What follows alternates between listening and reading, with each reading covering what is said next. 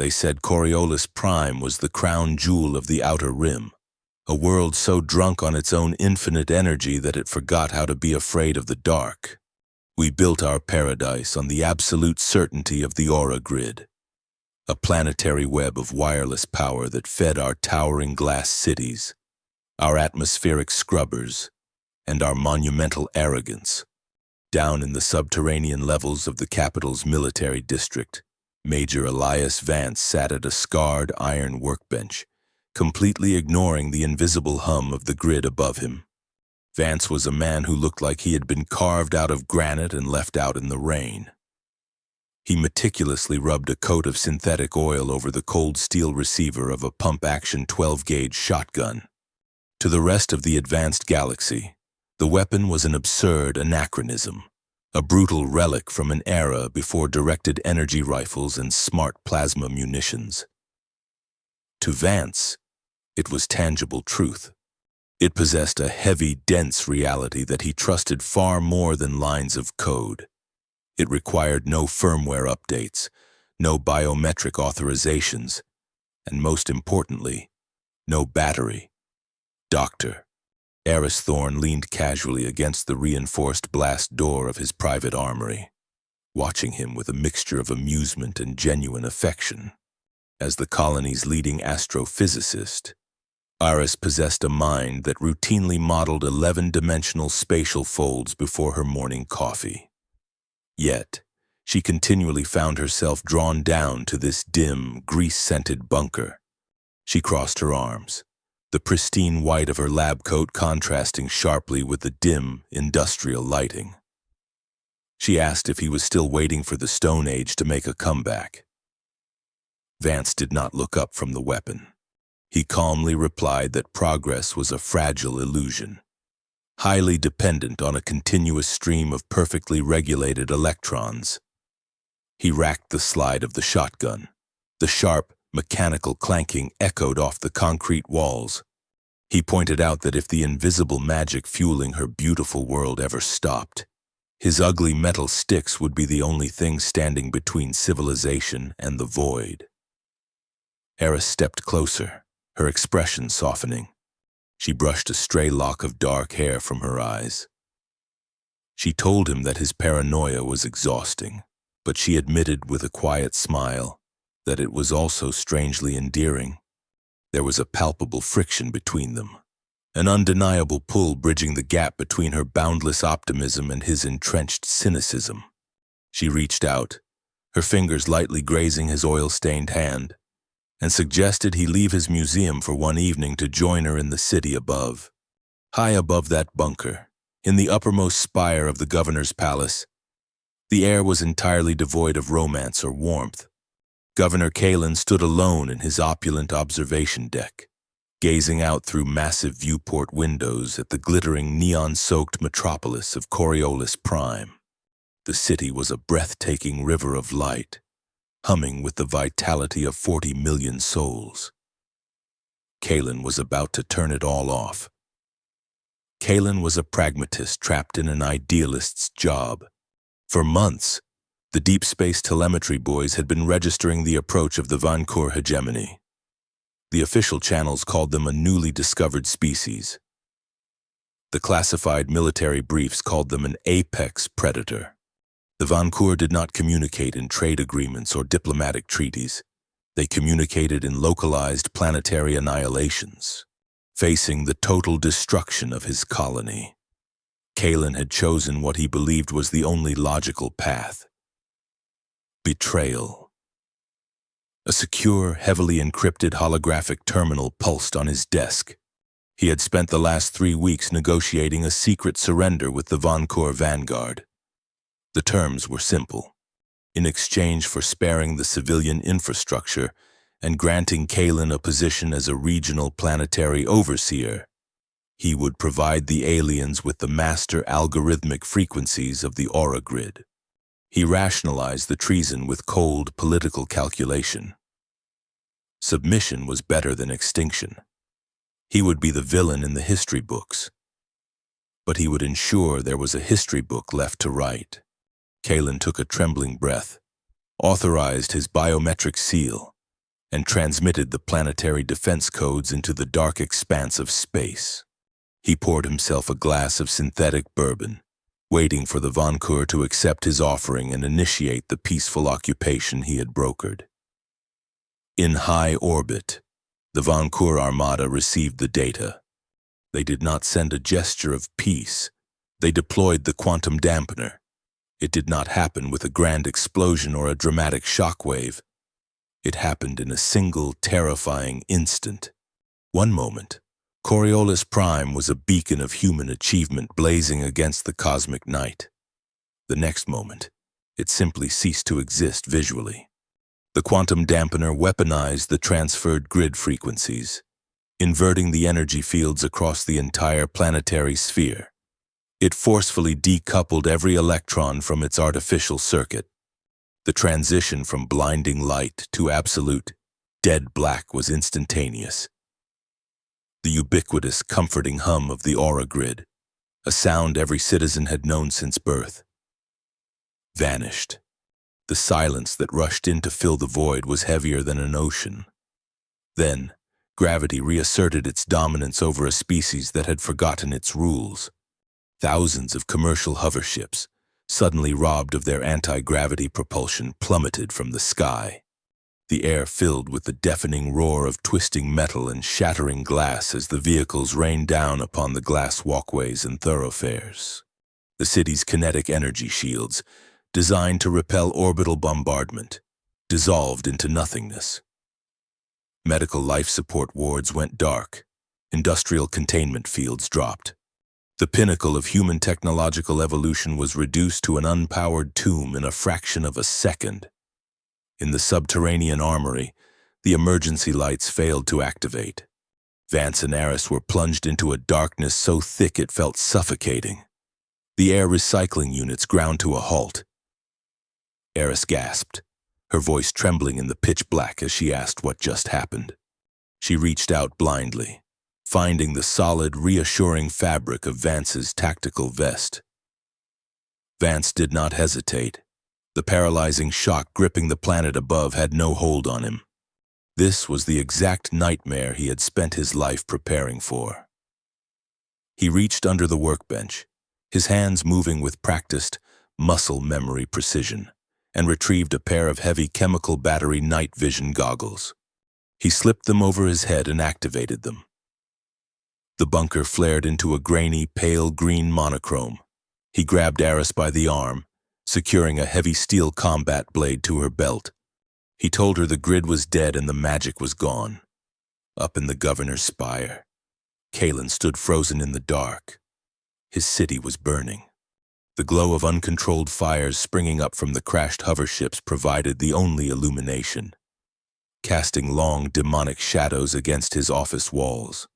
He gripped the edge of his desk, his mind fracturing as he realized the magnitude of his catastrophic miscalculation. He had given them the keys to the city, and they had locked the doors from the outside. Then the sky began to move. Descending through the smoke and the darkness came the Vancour Armada.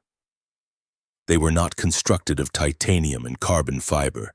The alien vessels were massive, horrifyingly biological constructs. They were colossal, chitinous leviathans that navigated the atmosphere with terrifying grace. Pulsing veins of bioluminescent blue and sickly violet coursed along their armored hulls. They did not use thermal thrusters. They moved via localized gravity warp bladders that functioned perfectly without a single volt of electricity. The Xenos had engineered their entire civilization around bioorganic principles. The quantum dampener, which had instantly crippled human civilization, was entirely meaningless to the fleshy, breathing dreadnoughts now settling over the capital city. Massive, fleshy sphincters on the bellies of the alien ships dilated, dropping thousands of heavily armored shock troops into the panicked, blinded streets below. The invaders carried weapons that propelled razor-sharp bone shrapnel via muscular contractions.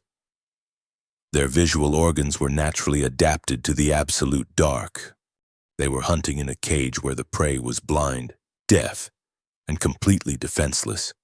Governor Kalen watched the bioluminescent nightmares swarm his ruined city, deeply unaware of the terrifying chain of events his cowardice had unleashed. Deep underground, Major Elias Vance shoved a handful of brass shells into his pocket and pushed open the armory door, stepping into a world that had just been dragged backward 1,000 years, wondering if human rage could outlast the alien dark. The screaming started exactly 3 minutes after the lights died, a chaotic chorus echoing through the blind, glass canyons of Coriolis Prime. It was the horrific sound of a sterile, sheltered civilization realizing that the monsters in the dark were undeniably real. Down in the civic plazas, spaces designed for serene holographic art displays were rapidly becoming slaughterhouses. The Von Keur dropships, pulsing with sickly violet veins, disgorged packs of alien infantry directly into the commercial centers. These creatures stood 7 feet tall, clad in overlapping chitinous plates, their bioluminescent crests casting an eerie, predatory glow across the shattered pavement. They moved with terrifying speed, wielding organic weapons that spat razor-sharp bone shards with devastating kinetic force. The citizens of the colony, completely blind without their augmented reality contact lenses and automated streetlights, ran mindlessly into walls, fell from unpowered pedestrian bridges, or simply froze in the encroaching shadows. At the local precinct command center, the planetary defense forces were experiencing a unique brand of helplessness. Squads of young soldiers were trapped inside their sleek, powered exo-armor. Without the grid to feed them, the servos and joint motors locked up instantly, turning the advanced combat suits into suffocating titanium coffins. Those who managed to strip off their dead armor found their smart plasma rifles were equally useless. The biometric safety grips were dark, and the magnetic containment fields had collapsed. They were holding incredibly expensive paperweights while the sounds of the massacre outside grew closer. Major Vance kicked open the precinct's rear heavy doors, his face illuminated by the sickly green glow of his chemical battery night vision goggles. Eris flanked him, struggling under the weight of a heavy canvas duffel bag. Vance did not offer comforting platitudes to the panicked troops. He strode directly to the tactical staging area, dumped the bag onto a central briefing table, and began unlocking crates from his personal collection that he had hauled up from the bunker. He tossed a vintage lever-action hunting rifle to a wide-eyed corporal. He shoved a heavy, brutal trench shotgun into the chest of a trembling sergeant. He passed out steel combat knives, iron knuckles, and heavy bandoliers of brass-cased ammunition. The recruits stared at the gear as if Vance had handed them poisonous snakes. These young men and women had trained exclusively in virtual reality simulators, firing recoilless beams of pure light at digital targets. They had never felt the raw weight of lead or the pungent, sharp smell of gun oil. A young private, fumbling with a bulky assault rifle from the late 20th century, accidentally pulled the heavy trigger while pointing the barrel at a reinforced concrete barricade. The deafening blast of expanding gunpowder in the enclosed space shattered the remaining glass in the room. The massive, unexpected recoil threw the private backward off his feet, landing him flat on his back with a bruised shoulder and a totally stunned expression. Vance looked down at him, a grim smirk playing on his lips. He informed the young soldier that Sir Isaac Newton was officially back in charge of the battlefield, and advised him to lean heavily into the stock next time unless he wanted a fractured collarbone. While Vance delivered his crash course in analog violence, Dr. Thorne was fiercely focused at a corner desk. She had bypassed the dead mainframes entirely, cannibalizing an emergency hand-cranked survival radio and wiring it to a rudimentary copper antenna she had hastily strung up outside a shattered window by tuning into the raw background static of the atmosphere. She deduced the agonizing truth about the blackout. The quantum dampener was not a permanent rewrite of physical laws. It was an active, localized frequency suppression field. Something specific on the planet was broadcasting the dark, keeping the grid suppressed. Before she could calculate the telemetry to pinpoint the origin, the radio crackled to life with a localized, low-frequency voice transmission. It was Governor Kalen. His voice was projected through a network of old-school acoustic bullhorns mounted on the exterior of the governor's palace, blaring out across the ruined capital. He spoke with a sickeningly calm cadence, urging all military personnel to lay down their arms and surrender to the Vancour emissaries immediately. He claimed that resistance would only result in total annihilation, and that a peaceful transition of power was their only hope for collective survival. Disgust washed over the precinct room. The political intrigue had finally unmasked itself as raw cowardice. Kalen had sold his own people out to save his skin, using the blood of his citizens to grease the wheels of his new administration. Eris looked at Vance, her eyes wide with a mix of fury and dawning realization about the massive scope of the conspiracy.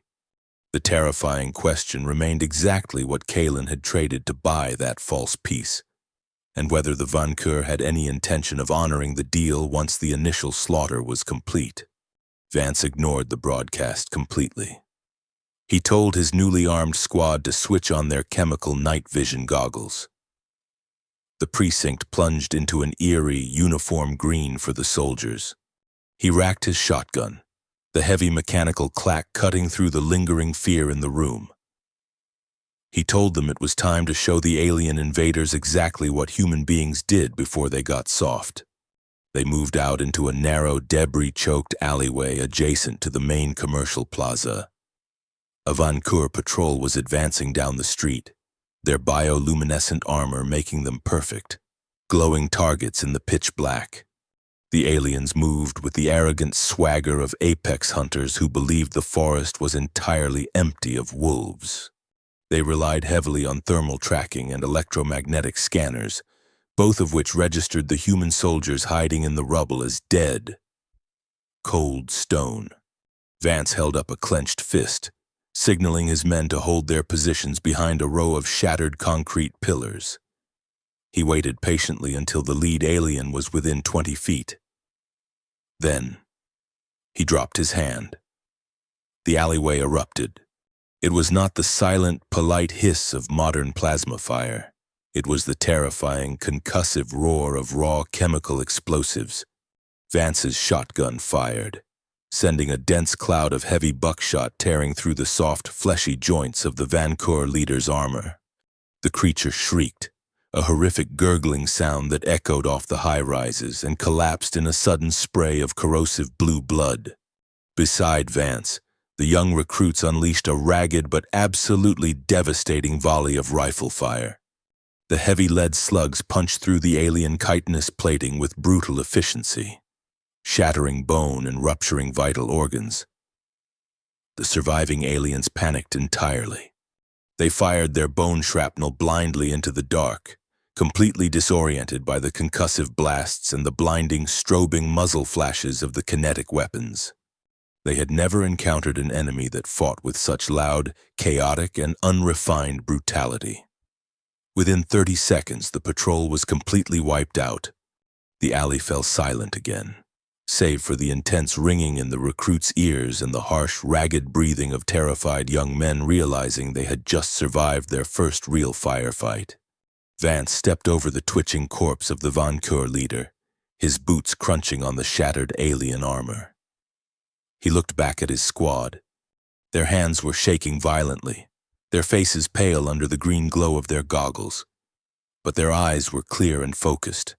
The paralyzing grip of the blackout was broken. They had just proven a fundamental truth of the universe. Electricity was a fleeting luxury, but human aggression was a biological absolute. Yet, as Vance stared out into the ruined, burning plaza, a chilling thought crept into his mind. They had won a bloody skirmish in a dark alley, but he had no idea how a handful of soldiers armed with heavy museum pieces could possibly take back an entire world from a fleet of biological dreadnoughts. Treason always wears a tailored suit, even when the world is burning. high above the blood-slicked plazas.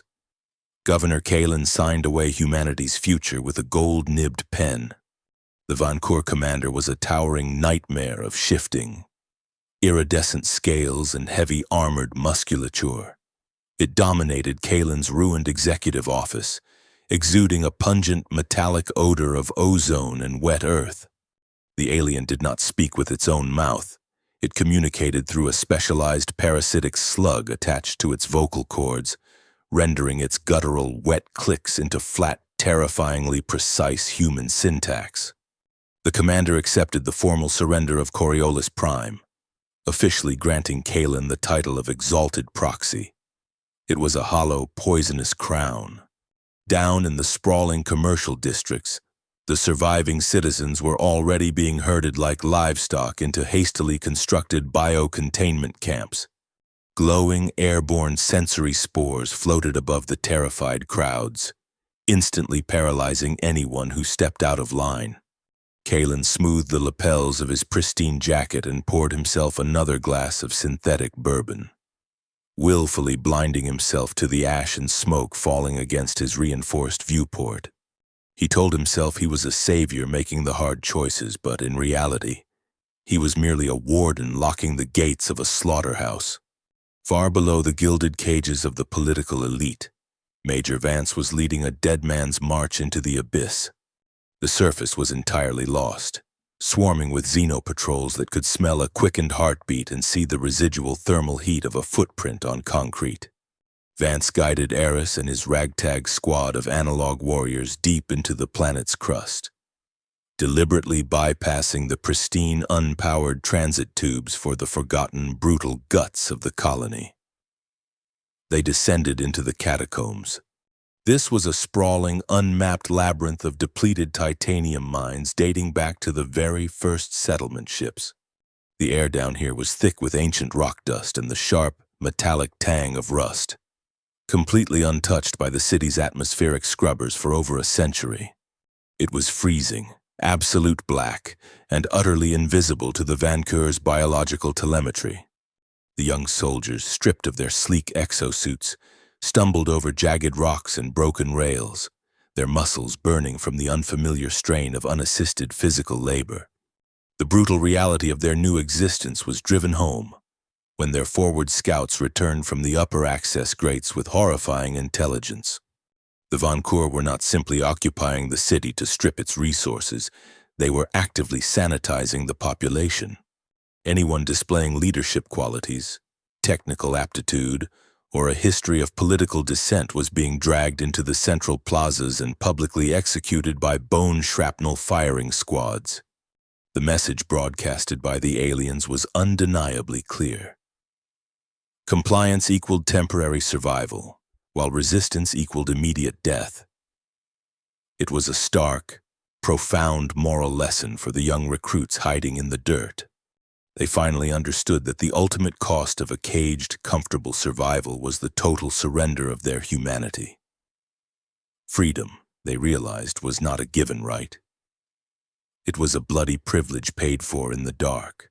Survival demanded an entirely new way of waging war, starting with a completely new way of communicating.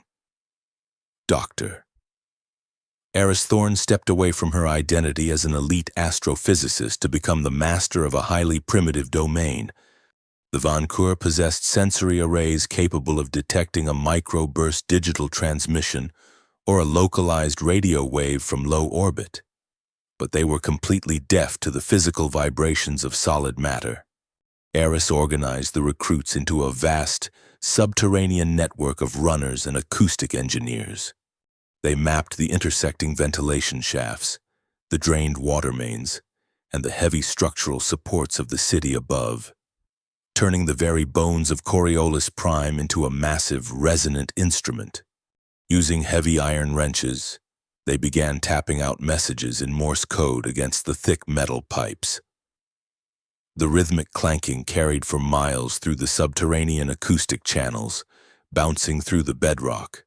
It was profoundly amusing, in a grim way, to watch young soldiers who previously communicated in instantaneous neural-linked subtext struggling to memorize a language composed entirely of archaic dots and dashes.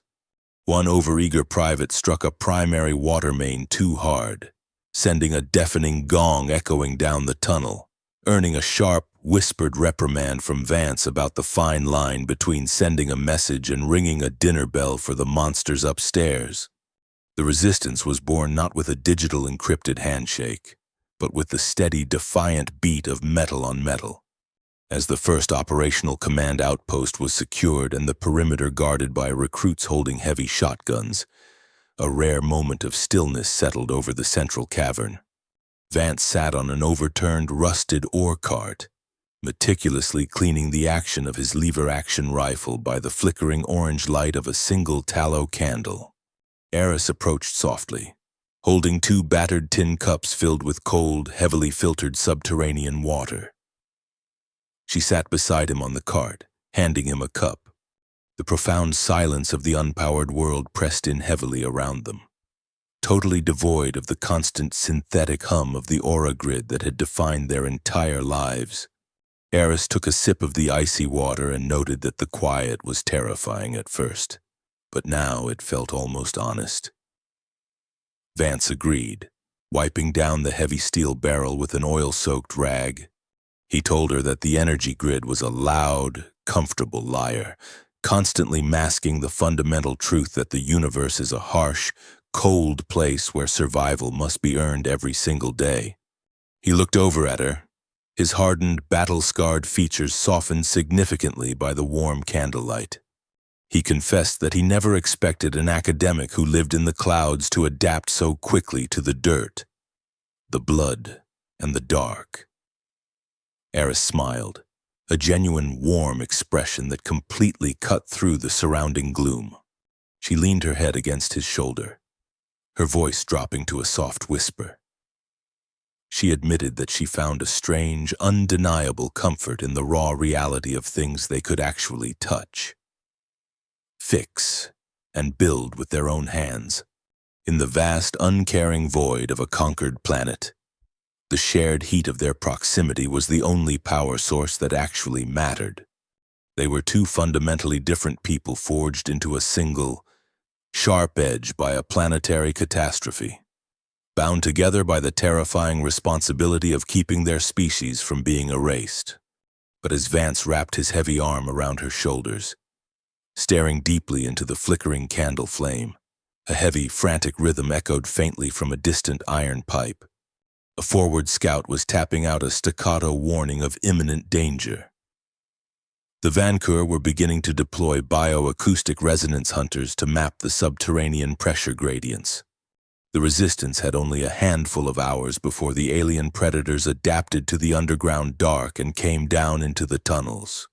The terrible question hung in the freezing air, asking exactly how long human ingenuity could outpace an enemy that evolved specifically to slaughter in the shadows, and whether their archaic weapons would be enough to hold the line against an impending subterranean siege.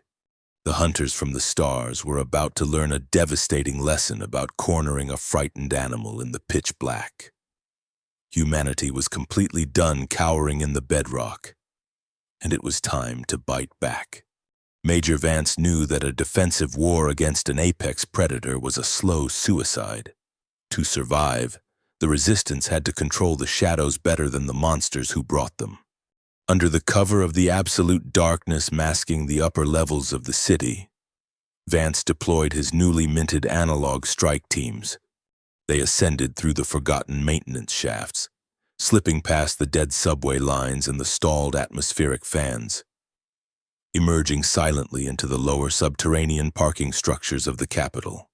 Above them, the Vancour patrols roamed the glass canyons, entirely reliant on their biological telemetry and centralized hive mind displays. The aliens were expecting to hunt thermal signatures and electromagnetic spikes, the standard emissions of a high-tech civilization in distress. They were absolutely not expecting gravity and raw physical momentum. Vance led his squad to the edge of a shattered transit bridge suspended above a major thoroughfare. Below them, a Vancour convoy slithered through the debris, their bioluminescent armor casting a sickly violet glow across the ruined pavement. The human soldiers did not aim useless plasma rifles.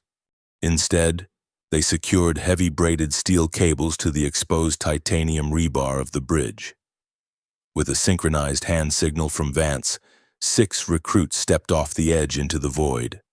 They utilized crude zip lines, sliding silently down the cables at terrifying speeds. They dropped directly into the blind spots of the alien patrol.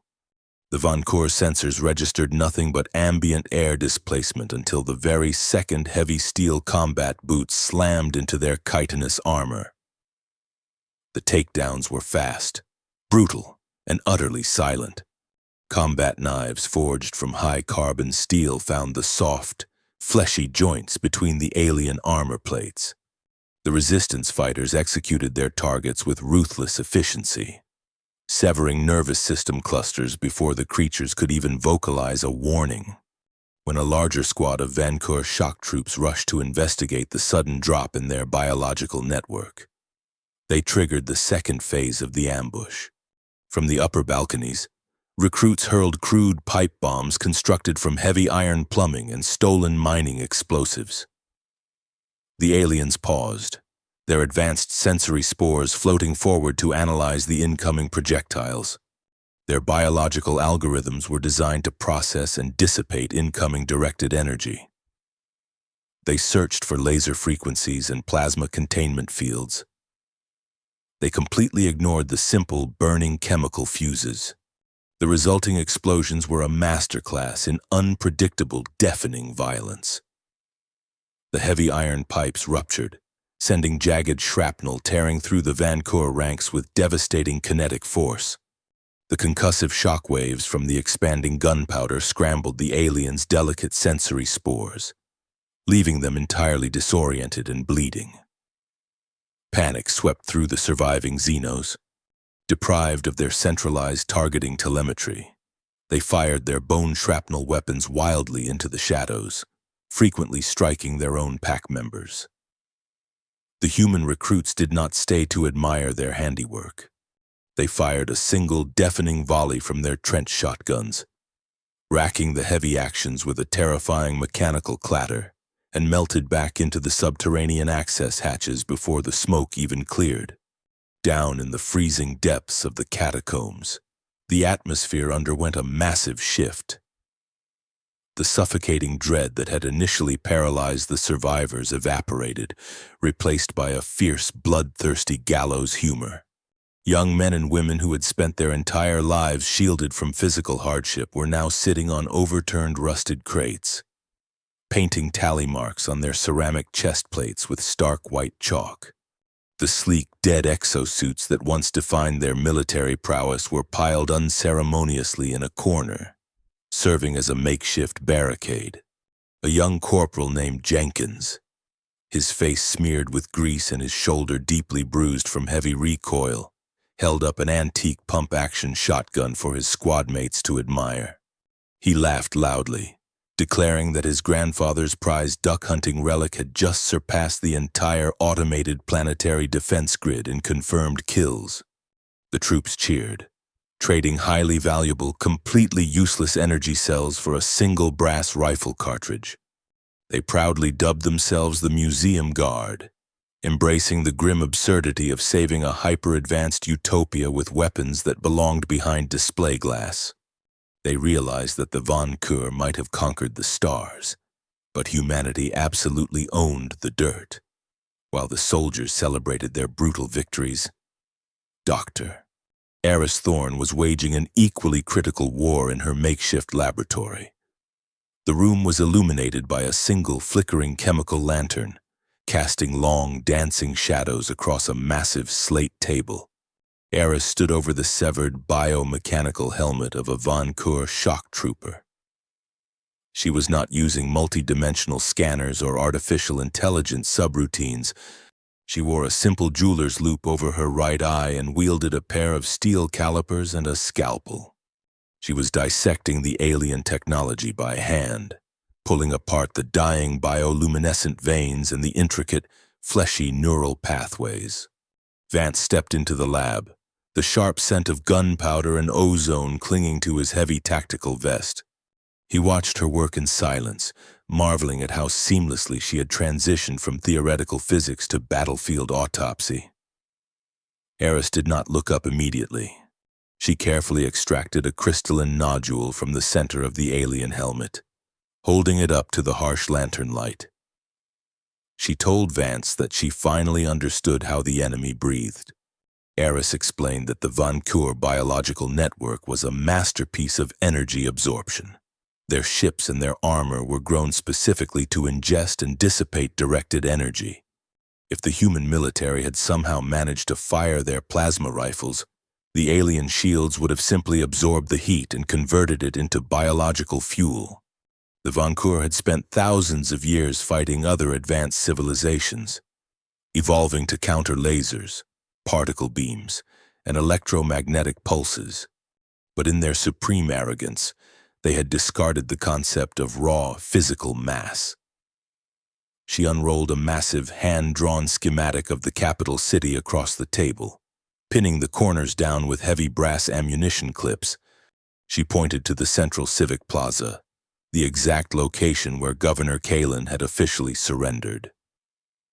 Eris revealed that the quantum dampener was no longer a blanket field projected from the orbiting armada. Maintaining a planetary blackout required a massive, continuous, localized anchor.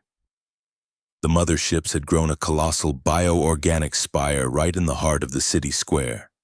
That single structure was breathing the dampening field into the atmosphere, suppressing the aura grid. Vance leaned over the table, his eyes tracing the chaotic lines of the map. He asked for the tactical advantage. Eris smiled, a fierce, brilliant expression that made Vance's heart hammer in his chest. She tapped the center of the spire on the map. She explained that the spire possessed incredible bioenergy shielding, capable of deflecting a localized nuclear blast or an orbital laser strike. However, because the Vancour considered kinetic weapons to be completely extinct, the spire lacked any physical rigid armor. It was soft. It was vulnerable to severe blunt force trauma. The fatal flaw was exposed. They did not need a sophisticated computer virus or a counter-frequency transmitter to break the dampener.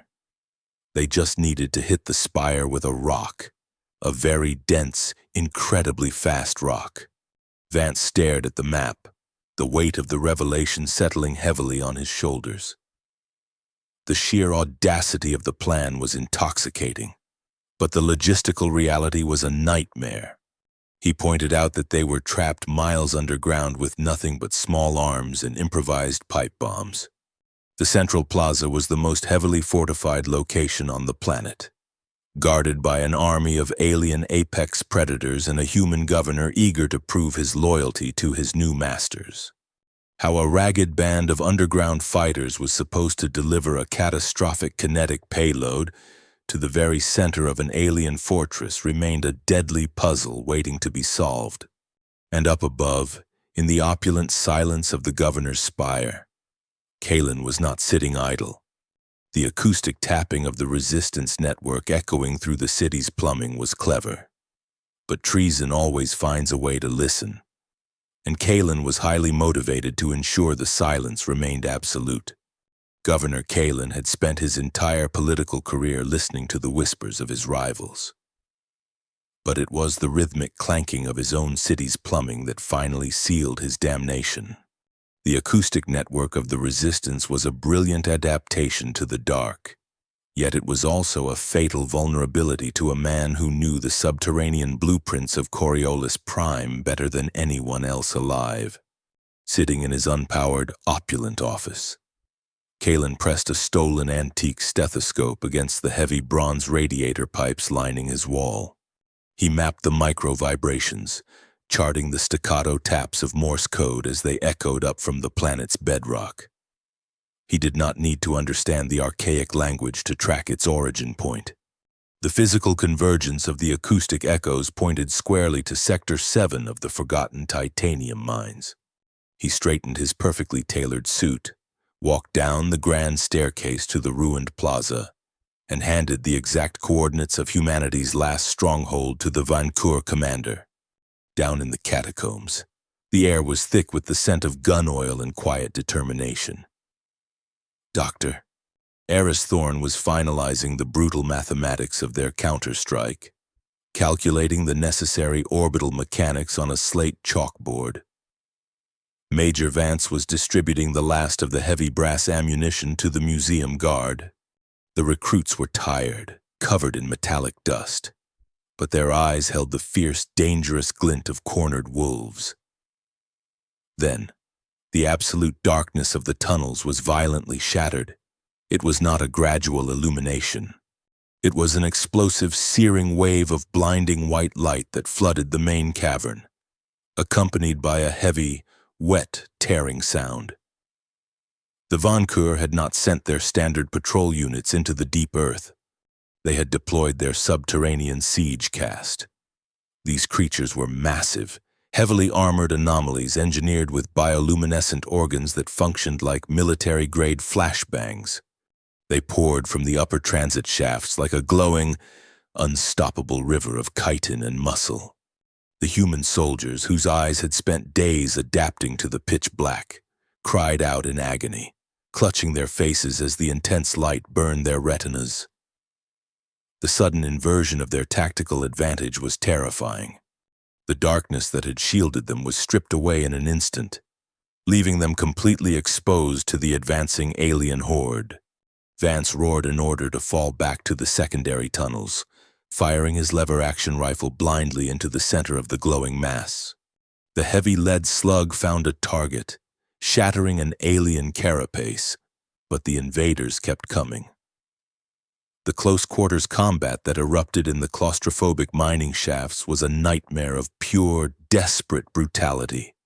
The Vancour utilized the tight spaces to their advantage, swinging massive, scythe-like appendages that cleaved through solid rock and human bone with equal ease. The resistance fighters fought back with primitive, savage fury. They thrust bayonets into the fleshy, glowing joints of the siege beasts. They fired trench shotguns at point-blank range, the concussive blasts rattling the fragile structural supports of the ancient mine. The air filled with the thick, coppery smell of blood, the sharp sting of chemical powder, and the sickening stench of burning alien ichor. Jenkins, the young corporal who had claimed the first kills of the analog war, tackled a smaller Vancour drone, driving his high-carbon steel combat knife repeatedly into its chest cavity while taking a glancing blow from a bone shrapnel round to his shoulder. There was no time for medics or hesitation. Vance grabbed the wounded corporal by the tactical vest, hauling him backward behind a rusted ore cart as a volley of alien fire shredded the space they had just occupied. Through the blinding chaos, a voice echoed down the main access tunnel, amplified by a handheld battery-powered megaphone. It was clean, arrogant, and perfectly human. Governor Kalen stepped into the glowing cavern, flanked by two towering Vancour elites. He wore a pristine, hermetically sealed environmental suit to protect himself from the toxic dust of his own planet. He looked down at the bleeding, desperate resistance fighters with a mixture of pity and intense disgust. Kalen announced that the rebellion was officially over. He urged Vance to drop his archaic weapons, insisting that the Vancour were willing to offer full clemency to the survivors if they submitted to the biocamps immediately. Vance stepped out from behind the barricade, his shotgun leveled at the governor's chest. He spat a mouthful of dust onto the stone floor, completely ignoring the massive alien guards. He noted that Kalen's fancy suit was looking a little dirty for a man who claimed to have everything under control. Kalen's face flushed red behind his clear visor. He argued passionately that Vance was leading these children to a meaningless slaughter. He declared that survival was the only moral imperative left to their species, and that adapting to the Vancour hegemony was the only logical path forward for human civilization. What good was abstract freedom, Kalen demanded, if every human being on the planet was reduced to ash and memory? A profound silence settled over the immediate area. broken only by the heavy breathing of the wounded and the shifting weight of the alien giants. Vance stared at the man who had sold their world for a comfortable cage. Vance replied that breathing inside a slaughterhouse was not survival. It was just a highly organized waiting line for death. He stated that humanity was not defined by its heartbeat, but by its absolute refusal to kneel in the dark. He was not trying to win a philosophical debate. He was just buying time. Vance pressed a crude, heavy button on a wired detonator strapped to his belt. The Resistance had not spent their time in the catacombs simply hiding. They had spent it rigging the primary structural pillars of the cavern with highly unstable, repurposed mining explosives. The detonation was not a fiery explosion, but a deep, earth-shattering seismic crack that snapped the ancient titanium supports like dry twigs. The ceiling of the cavern simply ceased to hold the weight of the city above it. Thousands of tons of jagged bedrock, rusted machinery, and concrete collapsed downward in a devastating localized earthquake. Kalen looked up, his expression of arrogant certainty vanishing entirely as a massive slab of stone the size of a transit bus detached from the roof. The Von Kur elites, with all their biological superiority and localized shielding, were absolutely powerless against the raw, unfeeling mass of gravity. The governor and his alien handlers were crushed instantly, buried under an avalanche of unyielding planetary rock. Vance did not stay to watch the execution. He grabbed Aris by the hand, hauling Jenkins up by his good arm, and sprinted for the narrow, upward-sloping emergency ventilation shaft at the rear of the cavern. The museum guards scrambled up the rusted ladders, their lungs burning as the entire catacomb network caved in behind them in a deafening roar of destruction. The shockwave pushed them violently upward, expelling them from the shaft like a cork from a bottle. They collapsed onto the freezing, jagged surface of the Badlands, miles outside the city limits. The night air was biting and completely unfiltered. Behind them, the massive, glowing dome of Coriolis Prime stood as an impenetrable fortress against the starry sky. Firmly in the grip of the alien armada, Vance rolled onto his back, his chest heaving, staring up at the cold, indifferent stars. They had survived the siege, and they had eliminated the traitor who sold them out. But they had lost their stronghold, their supplies, and their underground access to the capital. They were locked entirely outside their own city, shivering in the dirt. The monumental task of dropping a kinetic payload onto the heavily fortified dampener spire now seemed mathematically impossible. The Resistance had to find a way to breach an alien fortress from the outside, armed with nothing but cold steel, empty stomachs, and a wild, desperate plan, while the clock on humanity's total subjugation rapidly ticked down to zero. The freezing wind howling across the obsidian plains of the Badlands carried the distinct scent of ash and absolute defeat. For the ragged remnants of the Coriolis Prime Resistance, hitting rock bottom literally meant clawing their way out of a collapsed grave just to freeze in the dirt. They huddled in the jagged shadow of a massive, petrified silica ridge, miles away from the warm, glowing dome of their conquered city. The temperature was dropping rapidly, biting through their tattered tactical vests and dust-caked uniforms. Corporal Jenkins sat shivering violently against a boulder, his teeth chattering as a medic tightly bound his bleeding shoulder with strips of torn fabric. The adrenaline that had carried them out of the catacombs was entirely gone, replaced by a hollow, gnawing despair. They were 30 exhausted, wounded humans armed with antique firearms, completely locked out of a fortress controlled by an army of bioluminescent apex predators. Major Vance stood before them, his face smeared with soot and dried blood.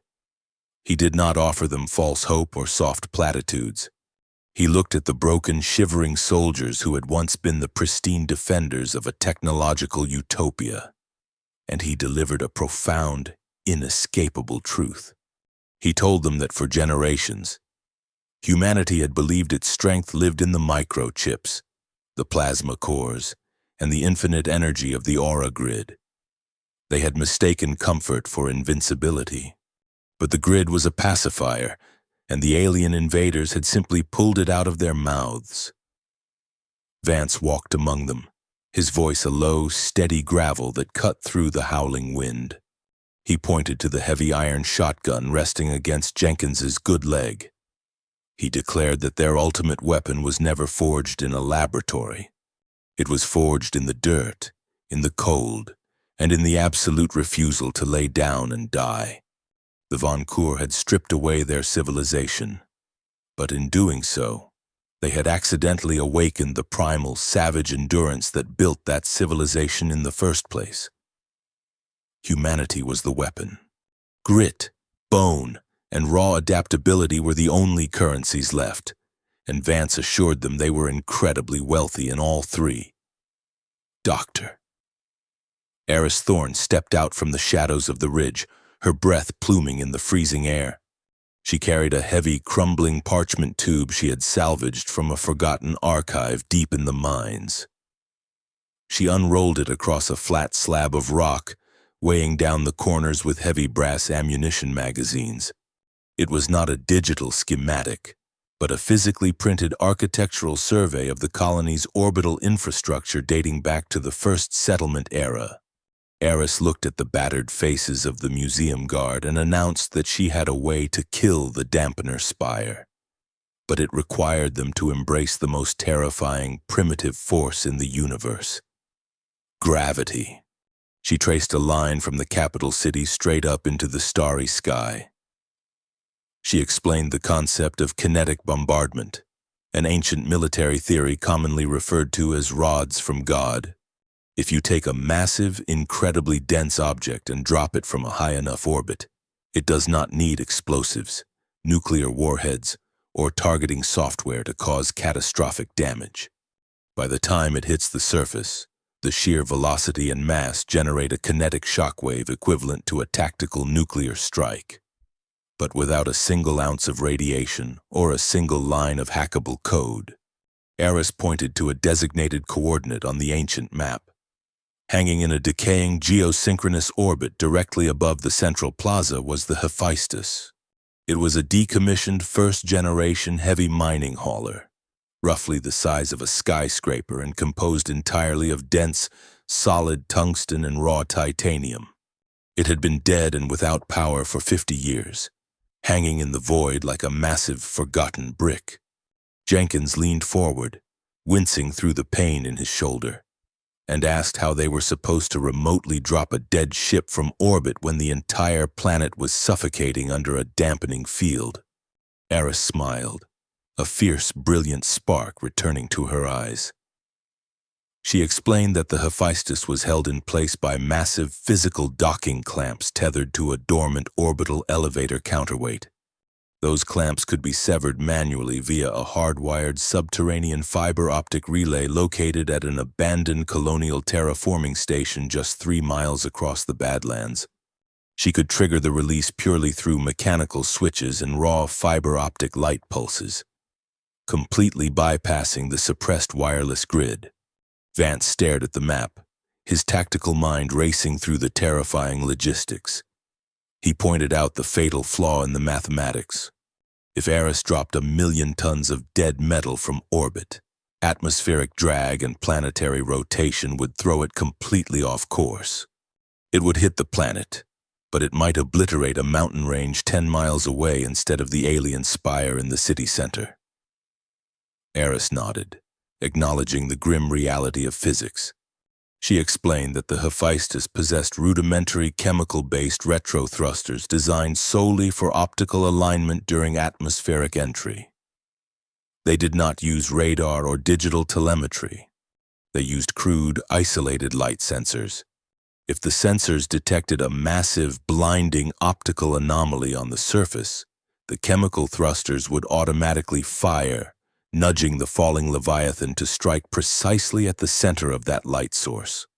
The silence that followed was heavier than the freezing wind. Everyone in the group understood exactly what she was saying. They needed to paint the target.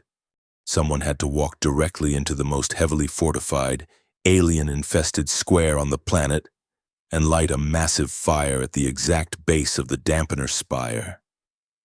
Vance did not hesitate. He reached into his tactical vest and pulled out 6 thick, heavy tubes packed with highly volatile chemical magnesium. They were deep-core mining flares, designed to burn underwater or in a vacuum with a blinding, searing white heat. He tossed them onto the center of the stone slab. He declared that he would take a 5-man strike team back into the City of Shadows. Eris would take a small escort to the terraforming station to manually pull the trigger on the sky. The reality of the situation settled over them like a heavy iron shroud. This was not a tactical skirmish. It was a highly probable suicide mission. The Vancour had established total supremacy over the capital, heavily securing the central plaza with their most lethal shock troops. Sneaking into the heart of the enemy stronghold carrying highly combustible flares was madness. But it was the only mathematical equation that resulted in humanity surviving the week. As the troops began meticulously preparing their weapons, checking the actions of their rifles, and securing their combat knives, Eris pulled Vance away from the group, stepping into a narrow, secluded fissure in the rocks. The howling wind was instantly muffled, leaving only the sound of their ragged breathing. Eris looked up at him, her sharp, intelligent features softened by the exhaustion and the terrifying weight of what they were about to do. She reached out, her cold fingers tracing the rough, scarred line of his jaw. She whispered that the odds of him walking out of that plaza after lighting those flares were statistically non-existent. Vance looked down into her eyes, seeing the profound depth of her fear and her undeniable strength. He wrapped his heavy, calloused hands around hers. He told her that he had spent his entire life collecting artifacts from dead eras, preparing for the end of the world. He realized now that he was not preparing to survive the end, but preparing to make sure she had a chance to build a new beginning. All the sharp banter, the ideological friction, and the defensive walls they had built between them crumbled to dust in the freezing dark. Eris pulled him down, pressing her lips to his in a fierce, desperate kiss. It was not a gentle, romantic farewell. It was a raw, passionate collision of two souls acknowledging the absolute finality of their situation. They poured every ounce of their shared terror, their grief, and their profound connection into that single moment, a defiant spark of human warmth pushing back against the cold, uncaring void. When they finally parted, Vance rested his forehead against hers. He instructed her to go to the station, wait for the blinding white light in the center of the city, and then drop the hammer on the monsters.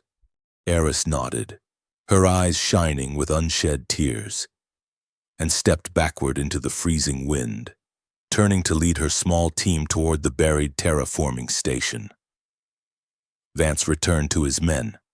He selected Jenkins, despite his wounded shoulder, and 3 other hardened veterans from the museum guard. They strapped the heavy magnesium flares to their backs, camouflaging them beneath tattered thermal cloaks. They painted their faces with the thick black ash from the dead campfires, erasing any reflective surface that might catch an alien eye. They stood at the edge of the Badlands, staring at the towering dark silhouette of Coriolis Prime. The city was a sprawling graveyard of glass and steel, pulsing with the sickly, unnatural violet light of the Vancour Armada. Vance racked the heavy slide of his trench shotgun. The mechanical clatter was a sharp, aggressive promise in the quiet night. He signaled his team forward, stepping off the jagged rocks and descending into the long shadows of the ruined metropolis. They were entirely off the grid, heavily outgunned, and walking straight into the jaws of an apex predator. Yet, as they moved silently through the perimeter debris, a terrifying realization hung over the operation. The Vancour had spent the last 2 days weaving massive, organic sensory webs across the primary access arteries of the city, capable of detecting a shift in air pressure or the scent of human sweat from half a mile away. how a handful of soldiers carrying oversized chemical sparklers intended to slip through an invisible, biological minefield remained a deadly, unsolved variable, and whether the ancient rusted fiber-optic cables of the terraforming station would even carry Aris's signal to the heavens was a gamble that carried the weight of the entire human race. A dead city does not sleep. It merely holds its breath in the dark. Coriolis Prime had become a sprawling tomb of shattered glass and cold steel, waiting patiently for a single spark to either resurrect it or burn it to the ground. Major Vance and his four-man strike team slipped through the perimeter ruins like ghosts forged from ash. They completely abandoned the wide, debris-choked thoroughfares, choosing instead to navigate the skeletal frameworks of half-collapsed commercial high-rises. Below them, the Vancour had transformed the elegant streets into a biological nightmare. Massive, translucent sensory webs, glowing with a faint, sickly violet hue, were strung between the street lamps. These organic tripwires were sensitive enough to detect the ambient heat of an exhaled breath, or the microscopic shift in air pressure from a falling piece of rubble. The human soldiers, heavily outgunned and operating entirely off the grid, could not afford a single mistake. They moved with an agonizing, deliberate slowness. Their modern assault rifles were left behind in the dirt of the Badlands, replaced entirely by the silent, brutal tools of ancient assassins. As they traversed a narrow catwalk overlooking a primary checkpoint, a pair of Vancour perimeter guards patrolled directly beneath them. The aliens moved with terrifying, predatory grace, their chitinous armor clicking softly. Vance signaled his men with a sharp, downward motion of his hand.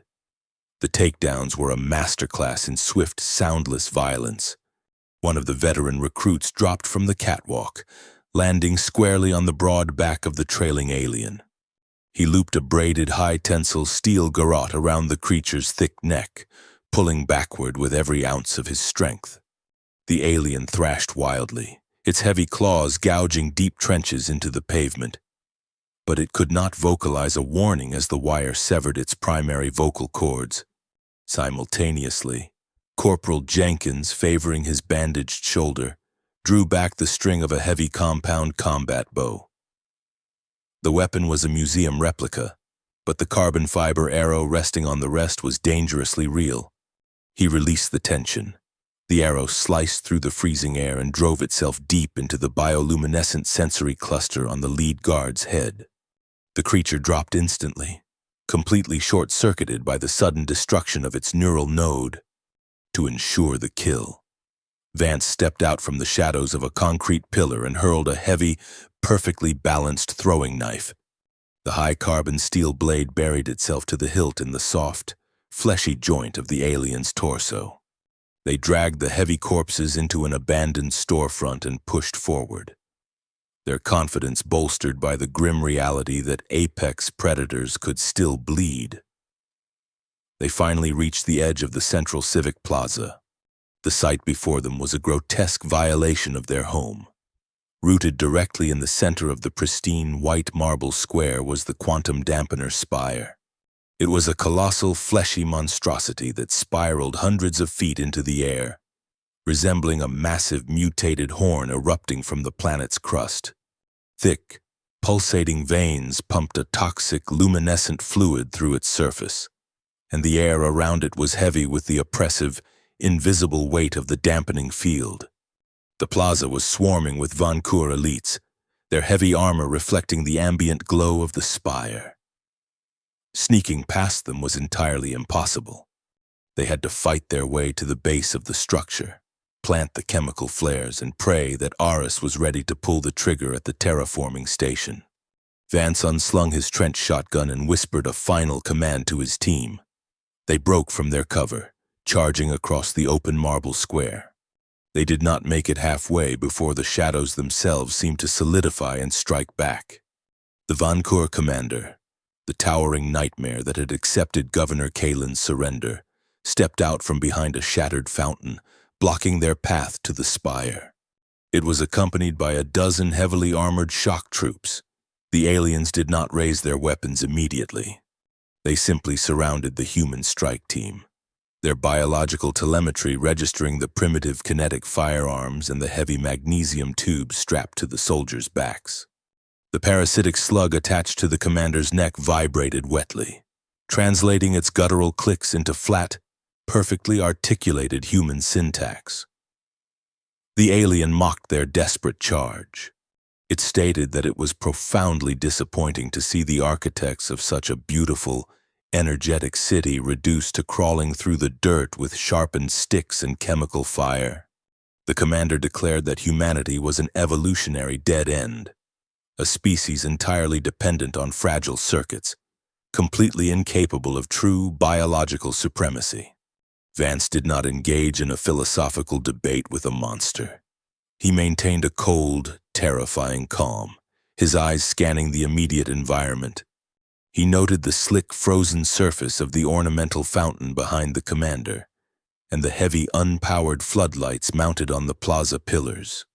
Vance replied with a dry, humorless smirk that the commander was absolutely right about human reliance on technology, but completely wrong about what humans did when that technology failed.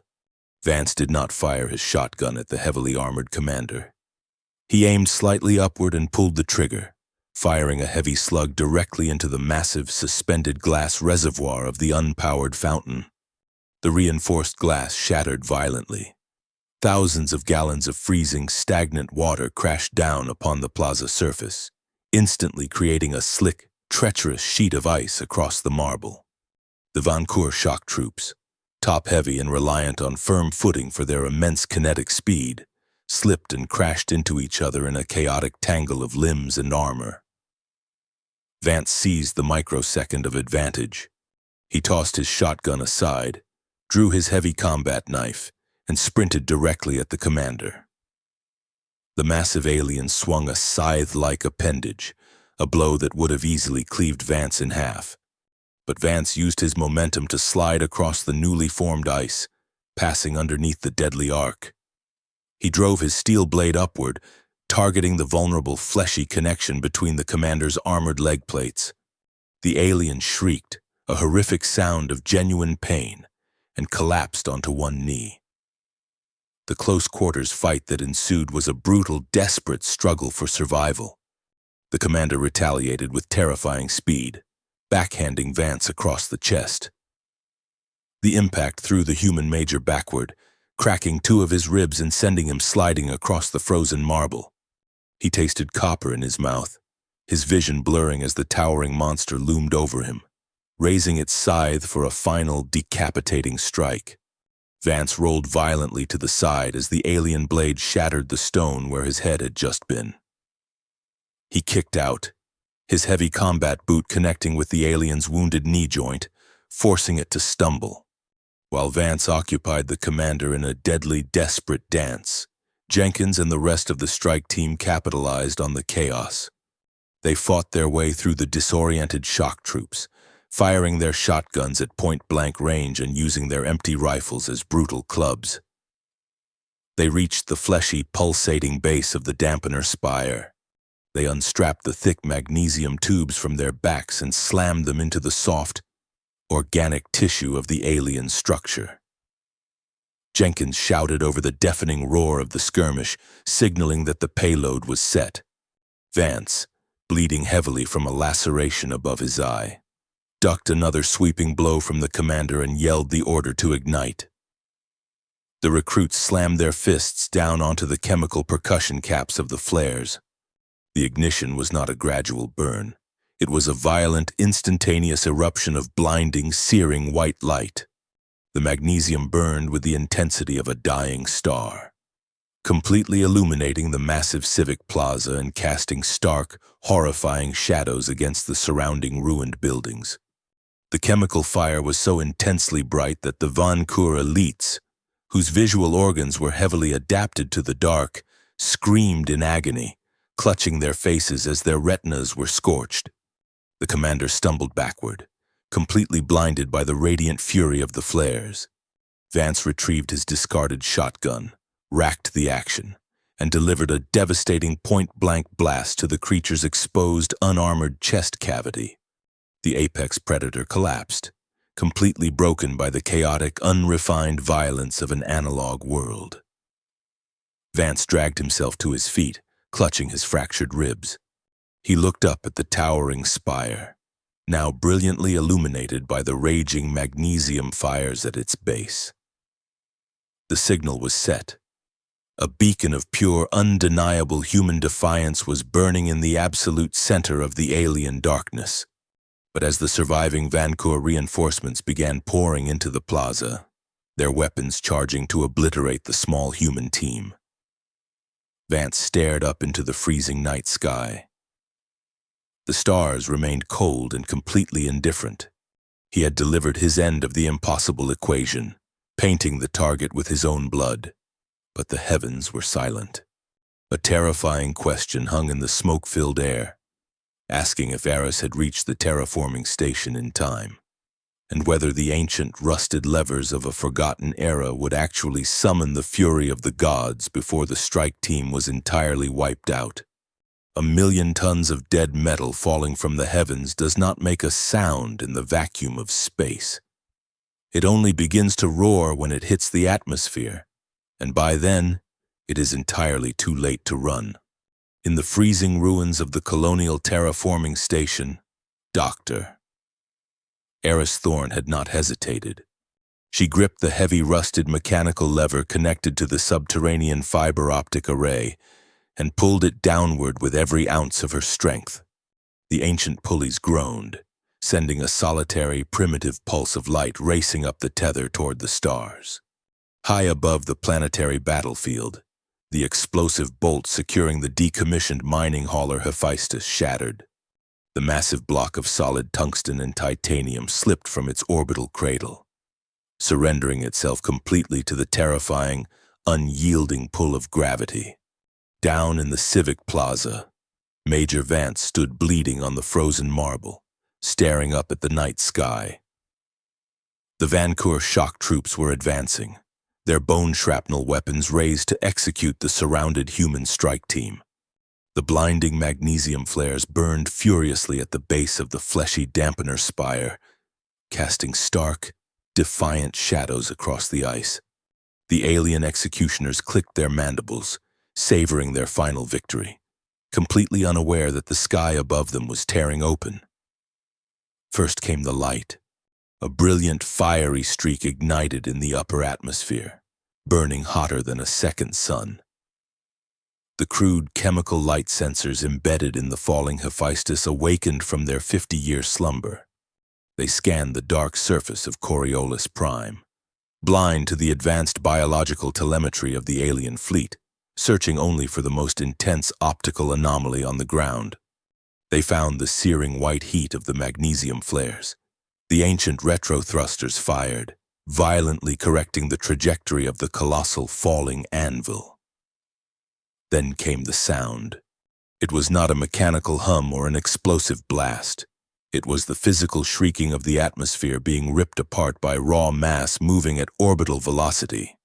The Vancour troops paused, their bioluminescent crests flashing in sudden, uncomprehending terror as they looked up. The concept of an unpowered, kinetic strike was so fundamentally alien to their evolutionary path that their advanced tactical minds simply could not process the impending doom. Vance grabbed Corporal Jenkins and the rest of his strike team, hurling them backward behind the thick, reinforced concrete base of a fallen planetary monument. He ordered them to brace for the end of the world. The kinetic slug impacted the dampener spire. The destruction was absolute. There was no fireball, no radiation, and no electromagnetic pulse. There was only pure, catastrophic physical displacement. The 1,000,000-ton block of tungsten struck the soft, biological tissue of the alien tower with the concussive force of a tactical nuclear warhead. The fleshy spire was pulverized instantly, liquefied and driven deep into the bedrock of the planet. A localized seismic shockwave rippled outward from the point of impact, shattering the marble plaza and violently throwing the heavily armored Vancour elites through the air like discarded toys. The sheer kinetic pressure ruptured alien organs and crushed their chitinous plating. A massive cloud of pulverized concrete and biological ash ballooned into the night, momentarily burying the entire city center in a suffocating gray fog. Vance and his team were pinned to the ground by the terrifying overpressure, the air driven completely from their lungs. But as the deafening roar of the impact slowly faded into a heavy, ringing silence, something miraculous happened. The oppressive, suffocating weight of the localized dampening field vanished. With the spire obliterated, the planetary systems no longer faced an active suppression frequency. Deep underground, the automated fail-safes of the aura grid registered the sudden vacuum and violently rebooted. It happened in a cascading wave of glorious artificial light. The emergency backup generators kicked in first, illuminating the shattered street lamps and the surviving pedestrian walkways. Then, the primary fusion reactors surged to life. The towering glass skyscrapers, previously dark and dead, suddenly blazed with neon advertising algorithms and interior floodlights. The ubiquitous, comforting hum of the wireless energy network rushed back into the atmosphere, a sound the human survivors had feared they would never hear again. The sudden, intense burst of photon energy was a secondary weapon. The surviving Vancour forces in the city, their visual organs heavily dilated and adapted to days of absolute darkness, were instantly and completely blinded by the radiant resurrection of Coriolis Prime. They stumbled through the debris, shrieking in pain, firing their organic weapons blindly into the illuminated streets. But the awakening of the grid did not just turn on the lights. It woke up the sleeping giants in the sky. In low orbit, the automated planetary defense network, freed from the dampening field, instantly registered the massive, unregistered biological dreadnoughts hovering in its airspace.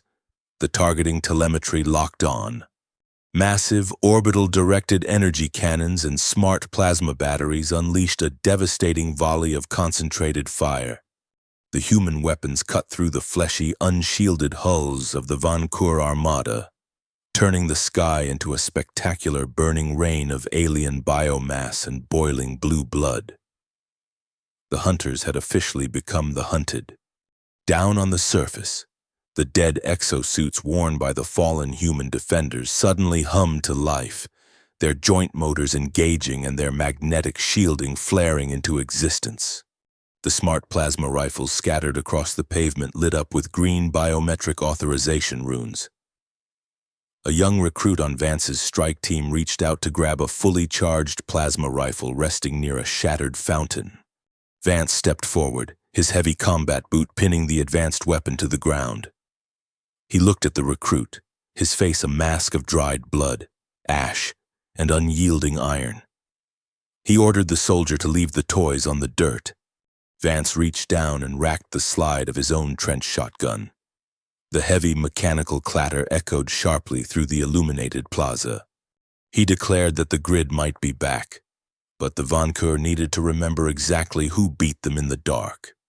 He commanded his men to finish the ground route using only their kinetic gear, to make the surviving aliens fear the loud, unpredictable violence of humanity for the rest of their short, miserable lives. The museum guard advanced into the glowing ruins. They did not fire clean, polite beams of light. They unleashed a deafening, thunderous barrage of heavy lead and expanding gunpowder. The psychological victory was total. The remaining Vancour, blinded by the city lights and terrified by the concussive roars of the archaic weapons, broke rank completely and fled into the burning shadows, only to be hunted down by the relentless, newly hardened human predators. Hours later, as the dawn broke over the shattered, glowing skyline of Coriolis Prime, the immediate threat was neutralized. The alien armada was a burning graveyard in the upper atmosphere, and the ground forces were entirely broken. Major Vance sat on the ruined edge of the central fountain, wrapping a clean bandage around his fractured ribs. The city was alive with the hum of the aura grid, but the people walking the streets were fundamentally altered. They would rebuild their utopia. But a new question emerged from the ashes of the invasion. Would humanity eventually return to its comfortable, fragile illusion? Or would they forever remember the savage truth they learned when the lights went out? Dr. Eris Thorne walked through the cleared plaza, her white lab coat stained with the red dust of the Badlands. She looked at the smoldering crater where the spire used to be, and then she looked at Vance. She sat down beside him, completely ignoring the sleek, hovering medical drones rushing past them to tend to the wounded. She leaned her head against his shoulder, the warmth of the reactivated city washing over them. She noted quietly that the lights were beautiful, but they felt different now. Vance wrapped his arm around her, his hand still resting comfortably on the heavy steel receiver of his shotgun. He agreed, watching the sun rise over a world that had reclaimed its own destiny. He told her that the lights were just a tool, but the real power was knowing they could survive without them. They had looked into the absolute void, and they had shown the monsters exactly how humanity fights in the dark. Thank you for watching this story unfold. If you enjoyed this journey into the brutal reality of the analog age, please like, subscribe, and share this video with fellow science fiction fans. Drop down into the comments right now and leave the word gravity so I know you made it to the very end of the line. And do not forget to hit the hype button so this channel can reach more viewers exactly like you.